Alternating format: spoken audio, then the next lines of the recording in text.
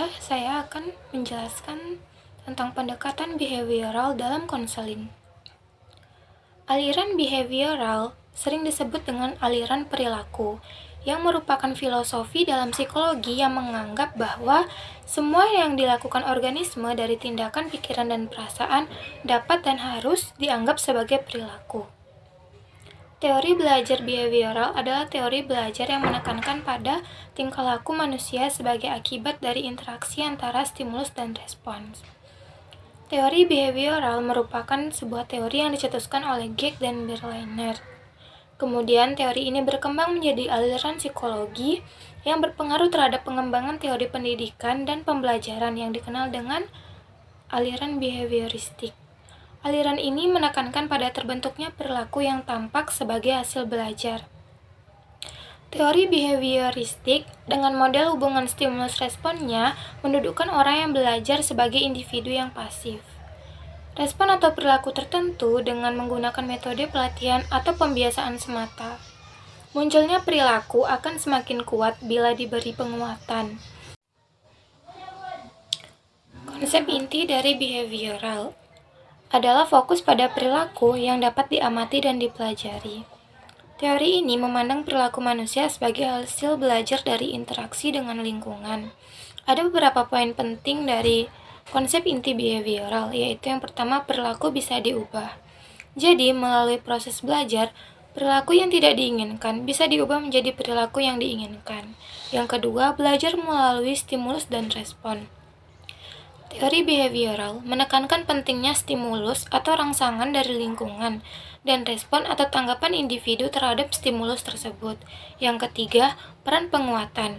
Konsep penguatan memegang peranan penting dalam behavioral. Penguatan positif diberikan setelah perilaku yang diinginkan dilakukan untuk memperkuat perilaku tersebut. Sedangkan penguatan negatif menghilangkan stimulus yang tidak menyenangkan setelah perilaku yang diinginkan dilakukan. Yang keempat, konsep hukuman. Hukuman dapat diberikan untuk mengurangi perilaku yang tidak diinginkan, namun penggunaannya harus hati-hati. Konselor behavioral memiliki peran yang sangat penting dalam membantu klien.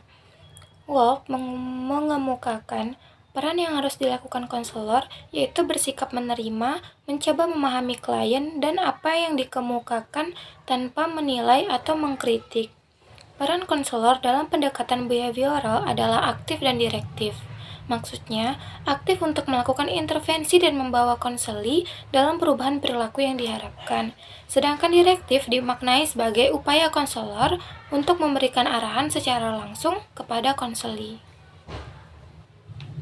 Tujuan konseling dalam pendekatan behavioral yaitu untuk membantu klien membuang respon-respon lama atau yang merusak diri dan mempelajari respon-respon baru atau yang lebih sehat.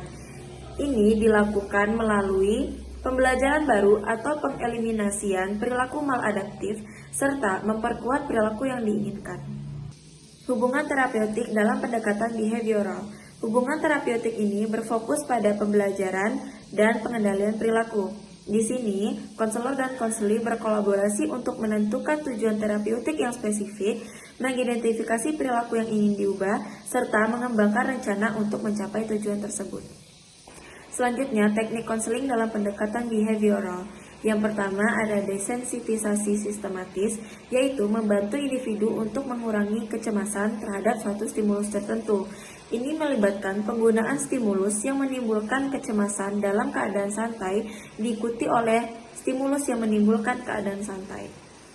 Yang kedua ada relaksasi, yaitu membantu individu untuk mengurangi tingkah laku yang menimbulkan kecemasan atau stres, serta meningkatkan konsentrasi dan kesejahteraan emosional mereka. Ini melibatkan dua siklus utama, yaitu siklus pertama dan siklus kedua. Yang ketiga ada flooding, yaitu membantu individu untuk mengatasi rasa takut terhadap suatu stimulus tertentu. Ini melibatkan pengalaman langsung dengan stimulus yang menimbulkan rasa takut dengan tujuan untuk mengatasi kecemasan melalui pengalaman langsung. Yang keempat, eye movement merupakan metode yang efektif untuk mengobati kecemasan dan post-traumatic stress disorder. Melibatkan stimulus visual, biasanya gerakan mata yang cepat untuk membantu individu mengatasi kecemasan atau trauma mereka. Yang kelima, reinforcement, berfokus pada penggunaan penguatan positif atau penggunaan penguatan negatif untuk mengubah suatu perilaku dari klien. Ini dapat meningkatkan perilaku yang diinginkan atau mengurangi perilaku yang tidak diinginkan.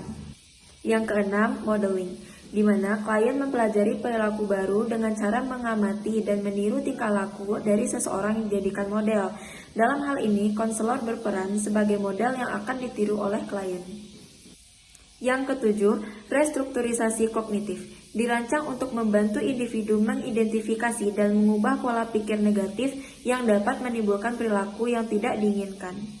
Yang kedelapan, assertion and social skill training, membantu individu untuk mengembangkan keterampilan sosial dan asertif mereka. Tujuan utama dari teknik ini adalah untuk melatih klien mengekspresikan tingkah laku yang diharapkan melalui bermain peran.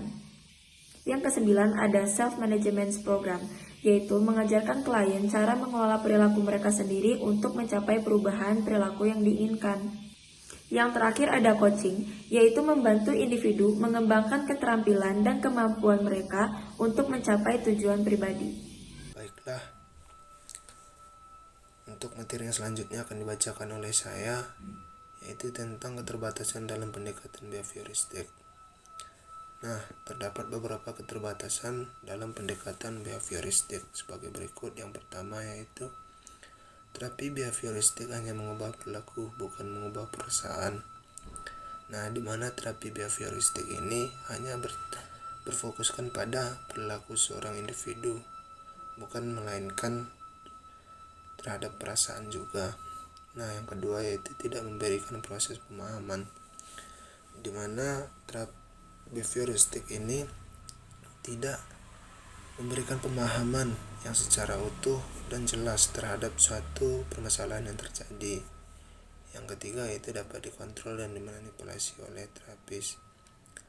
Nah, dapat dikontrol dan dimanipulasi oleh terapis ini dapat diartikan sebagai suatu data konseling kita bisa dilakukan atau dimanipulasi secara tidak jujur oleh seorang terapis. Nah, yang keempat yaitu menghilangkan simptom daripada mencari penyebab. Nah, behavioristik ini lebih menekankan pada gejala daripada mencari penyebab. Yang kelima yaitu memandang manusia secara deterministik.